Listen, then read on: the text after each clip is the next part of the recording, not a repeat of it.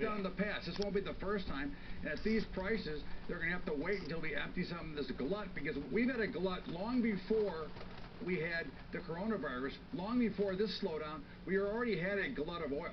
So oil was well overpriced. Now it's probably fairly priced, maybe a little bit on the cheap side.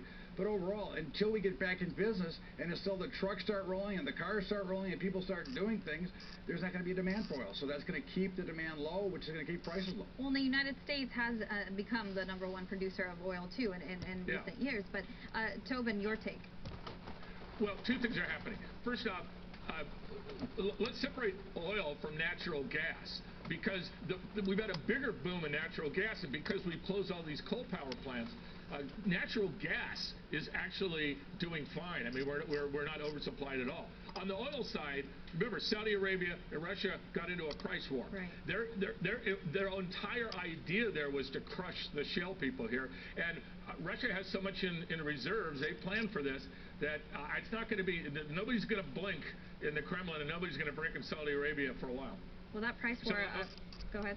Yeah, I'm sorry. Well, so I mean, what that means is the marginal oil producers with debt, they're going away. They're going out of business.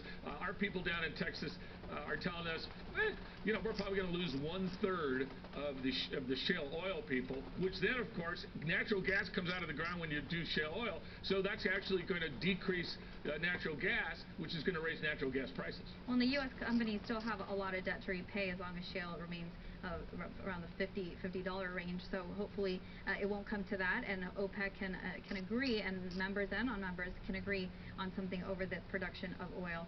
Todd Bubba Horowitz, Chief Strategist with Bubba Trading, and Tobin Smith, CEO of Transformity Research. Thank you for your time. Time now for a quick break, but hang here, because when we return, we'll tell you why Purell is facing a class action lawsuit. As we go to break, here are the numbers at the close.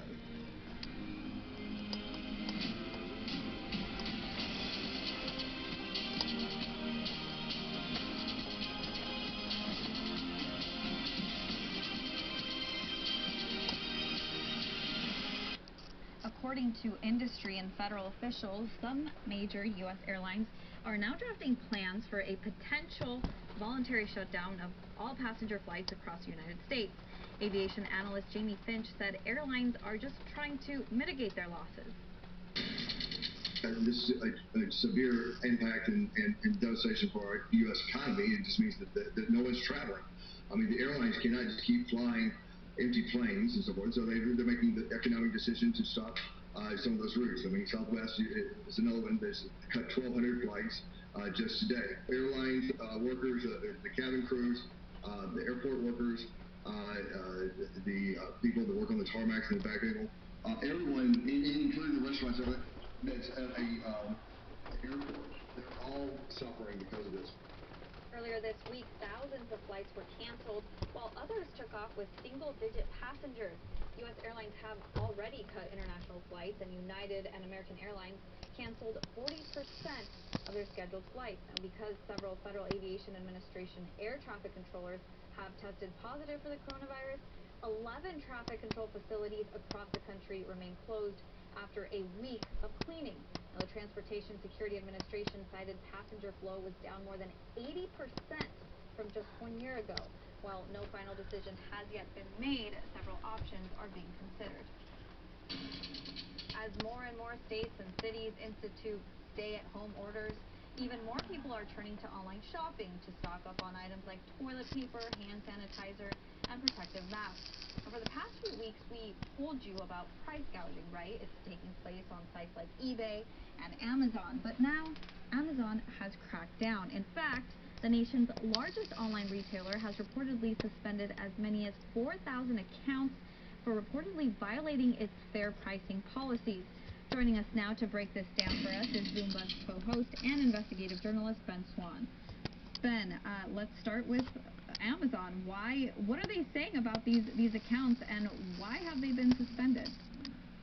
Yeah, so what Amazon is essentially saying is that about 4,000 different accounts selling about 500,000 items, they say have been removed from the site because they claim that these sellers are violating their fair practices policy, essentially saying that they are selling items like hand sanitizers and face masks, certain kinds of cleaners, and that they're marking those they've removed not only these sellers from the website, but they've actually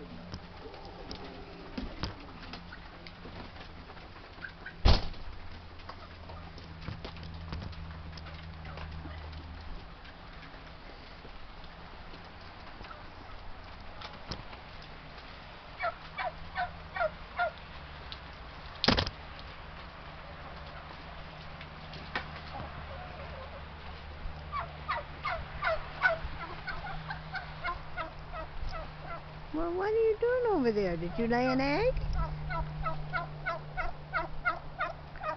Well, I know laying an egg in the snow is not really very comfy, is it? Are you okay under there? All right.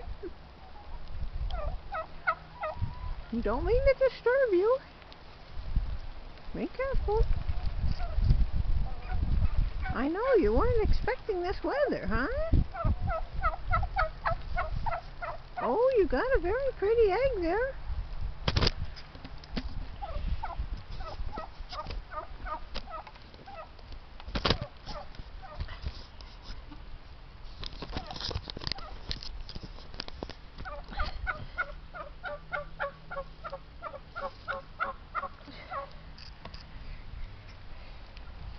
I left you some.